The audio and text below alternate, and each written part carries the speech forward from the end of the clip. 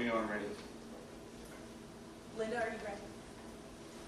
Okay, I want to welcome everyone today to a program on scaling small practice to advance philanthropic missions. My name is David Sanders. I'm a partner at the law firm of Foley & Lardner, and we're happy to share our space with you today. Our firm has a long and storied history dating back to 1842 in Milwaukee, Wisconsin. I'm being joined here by my colleague, Olivia Singelman. Olivia and I are representatives of the firm's Diversity and Inclusion Council and are happy to be here to share with you all the great information you're going to get. Foley has a long history of supporting diversity and inclusion, and this is just one of the latest steps to doing that. I don't think any firm is perfect or where they want to be in diversity and inclusion, but I can promise you that no one's trying harder than we are to keep moving forward and pushing forward so that the practice of law reflects the rich diversity not only of the District of Columbia, but the world around us. So if anyone has any questions or would like to ask us anything about our efforts or what we think is going well and what we think could use improvement, we're happy to answer those questions. And at the same time, we look forward to hosting you here. Unfortunately, we couldn't get a sunny view of the river for you today, but a view of the river is better than no view at all. So, Yolanda, I'll go ahead and pass it on to you. And if there's anything else we can do while you're here, other than provide a parking structure that is comfortable and free of debris, we're happy to make that happen. Unfortunately, the parking is out of our control and the well-known Achilles heel of this building. Thank you all.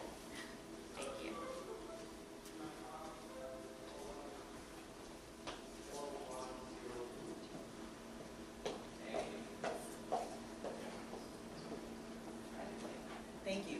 So first, I would like to again thank Foley and Attorney David Sanders for allowing us this wonderful accommodation. And I also want to thank all of our speakers for coming out. I mean, literally, you all have come from across the country to help us start to solve what is a huge problem right now in both the philanthropic community and in the legal profession. And that is, right now, there is a shortage of attorneys.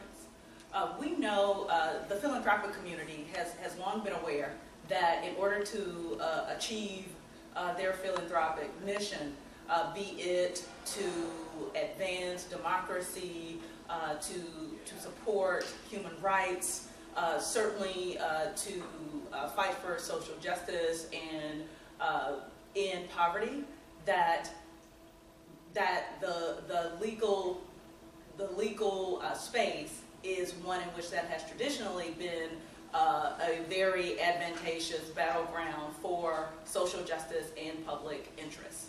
But as we can see from a few headlines across the board, we have a shortage of attorneys. An article from the ABA Journal, talks about in rural America there aren't opportunities and there's a need for lawyers.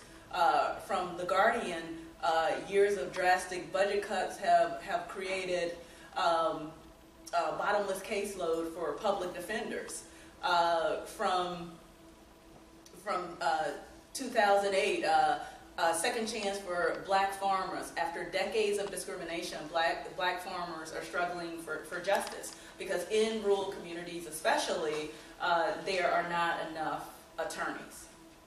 And so at the same time that we're experiencing this shortage of attorneys, there is actually a surplus of law students graduating who don't go on to practice.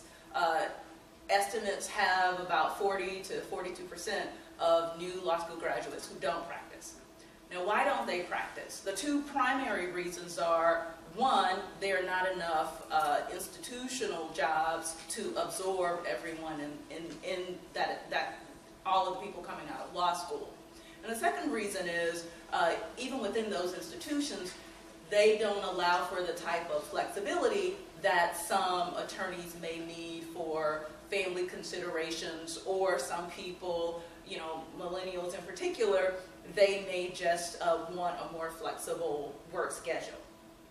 And so what we have realized is there is an opportunity to merge these two things by creating a scalable model that provides training, that provides resources, including stipends, to assist young lawyers, new lawyers with becoming solo practitioners. What we will discuss today is we will have experts coming in, sharing with us different law firm models that might be suitable for this type of scaling, and also the role that law schools could play in providing training for lawyers to be able to hit the ground running. Another last component of this, David talked about diversity, and diversity within the legal profession is a huge issue right now. The percentage of attorneys coming out who do not practice, those attorneys are disproportionately Black and Hispanic attorneys. At the same time, we know that particularly in the criminal justice system, the clients are disproportionately Black and Hispanic. And we also know from research that Black and Hispanic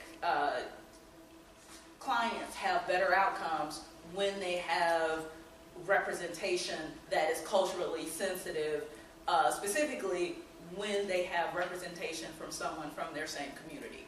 And so right now, you see with this chart, there are 282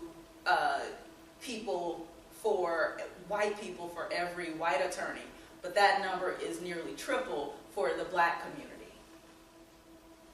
And to see how this can play out, after Michael Brown was killed in Ferguson, Missouri, there was an outcry for the sort of debtor's prison that was happening in their court system with the fines and fees for citizens in that community. And one of the problems that we realized was that in Ferguson, Missouri, there were only 4 attorneys in a community of 14,000 people, and none of those attorneys was Black. And I have to believe that had something to do with how pervasive and predatory that system was towards the Black community there. So again, we have a full day ahead, and we have experts who are going to talk about all of the different facets. We are going to begin this morning with Judge George Hazel, who is going to share his perspective for what is needed from the perspective of both his previous life as a prosecutor and now what he sees in the judicial system as a judge. Thank you.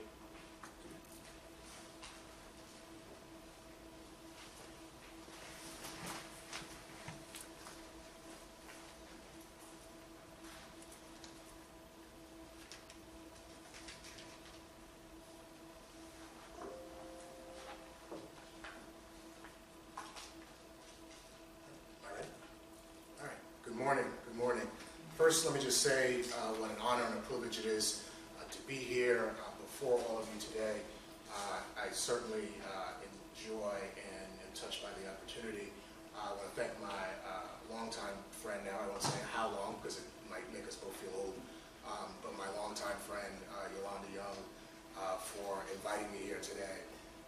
Before I get to the topic of the day, let me also just sort of briefly comment on what I know is the focus of this important organization, and that's the issue of diversity. It certainly continues to be something that we think about from the perspective of the bench. Diversity in the courthouse is something that is certainly significant to me, significant to many of my colleagues, both in terms of hiring diverse law clerks, something that many of us, not all of us, but many of us do try to focus on.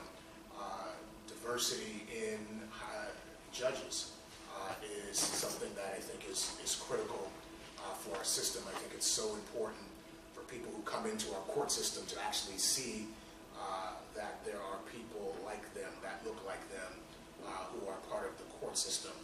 And so that continues to be something of great significance that we look at. But in terms of focusing on the topic for the day, the issue of sort of small law firms, small practices, sort of filling what is a vacuum in the legal community.